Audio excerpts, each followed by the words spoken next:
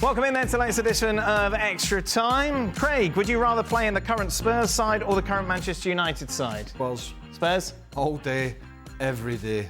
Robert? Oh, absolutely. You agree? Yeah, playing the Spurs side at the moment. Man United's incredible, isn't it? I mean, this story is just like... They were so poor today. They just seem to be getting... They reach new lows and then they stick their hand up and say, watch next week. Yeah, hold my beer. Because we're going to try and go below this. You can't be enjoying your football if you're a Manchester United player at the moment, can you? So nervy. Robbo, which players would you keep in the Manchester United team and build around for the future? I back Amorim because he insists on his system and doesn't bend to player power or short-term fixes that other managers did. All right, yeah, but he doesn't win games. He's lost £400. It's no good for having a system that's not working for you. Yeah. Oh, the system isn't working for the players he's got, so he might have to change that system. So which players would you look there and you think, I can build a team around him? Who could you build a team? You don't have to give any players. I think Mazraoui is a decent wing back, to a certain degree. Mainu is saw him play for England in the European Championship. He looks a good midfield player. At the moment, couldn't play. They played Casemiro and Eriksen in there. So I think there too. Garnacho, is he consistent enough? I don't think so. There's not many players in that side. Højlund eventually might be a decent striker, but there's not many players in that Manchester United team you'd say, I'm going to build my team around them. You used to go to Old Trafford and you'd be playing Man United and you'd be like, well, this is going to be a game of the day. Yeah. This is going to be... But now, it's always the same conversation we have with City. Anyone going up against United now will fancy their chances home or away, wouldn't they? Because of what we've seen over the last few weeks. And you could play. I mean, you used to go to Old Trafford and you could get on the ball and you could play. And they didn't always batter teams. They didn't always completely trounce teams.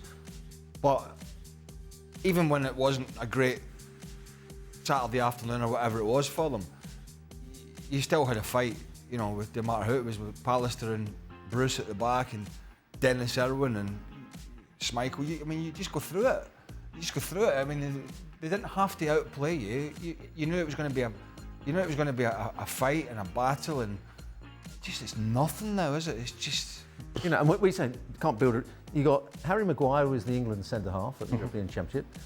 Martinez, the left-sided centre, World Cup winner with Argentina. De Ligt in the Dutch national team at the European Championship. So that should be an OK back three, a decent back three. But at the moment, it's proving not to be, and it doesn't look as though they're quite knowing what they're doing. We saw Xerxes come off, I think, the 33rd minute. What was the earliest you were ever subbed out for reasons other than injury? Were you ever subbed out? Early? Not that early, no. I probably, when I was younger, probably come off at half-time in a game. OK. Might be wrong, I can't remember, but not in the first half. No, that's got to be a bad feeling, isn't it, for a player? Oh, yeah. I've told you this story, so I won't go into it, but Ruud Gullit was going to take Scott Minto off after about 12 minutes one game. Not because Scott was playing bad, Scott was a good left back, because the manager had screwed his tactics up. Right. And he wanted to change it. Yeah. So the change was taking somebody off, but fortunately one of the coaches talked him into the fact that they would just destroy the player. It would just destroy him. Yeah.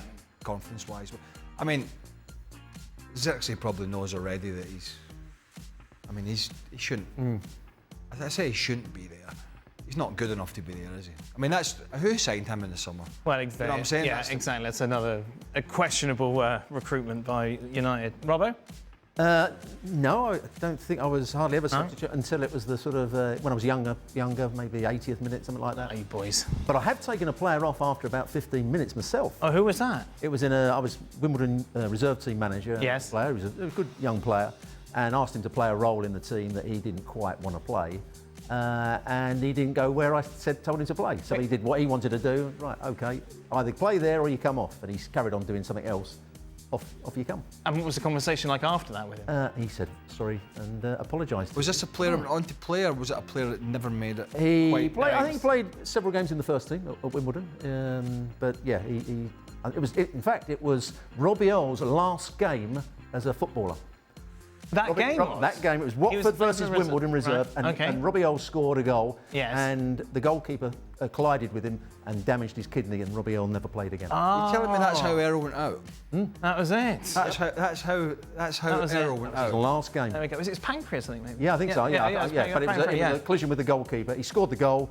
Great goal. Robbie, of course, used to work with us. I don't know what he does now. Don't tell me it was Robbie drifting in a late run. It was a late run, got across the front of the defender. Sounds about good header. The goalkeeper clattered into him. Never played again. Robbo, how important is Lavia to Chelsea's midfield? Once again, they look terrible without him. I wouldn't say they look terrible. I mean, Fernandes has been playing better recently.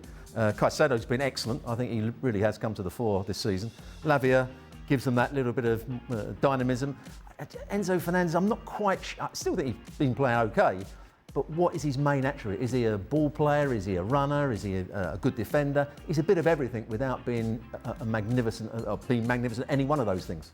Is the current Mo Salah season projected to be the best ever Premier League season by an individual player, Craig, surpassing Suarez back in 2013-14 and Henry 2002-2003? I don't know. You'd have to crunch the numbers. Yeah, you have to go back and see. What's more? You must have been commentating Suarez, were you, during that season? Yeah. He was special then. Yeah. I did a lot of his games in the gantry, and I remember a hat-trick he got in Norwich. I mean, Norwich weren't the strongest team, but it was unbelievable. He chipped the goalkeeper from not quite the halfway line, but the amount of games I saw him play. But he was the type of player, right? Whether you're at a game watching or you're doing a commentary, you know, when you talk about paying the entrance fee to be entertained, you used to think, how the hell? Wow. Yeah. He had like 3 or 4 players around him, and you think, right, he's nowhere to go here. Before you know it, he's got himself out of this. He was absolutely brilliant. But the thing with Mo Salah is that he's a wide player. Yeah. You know, Suarez was a striker. All right.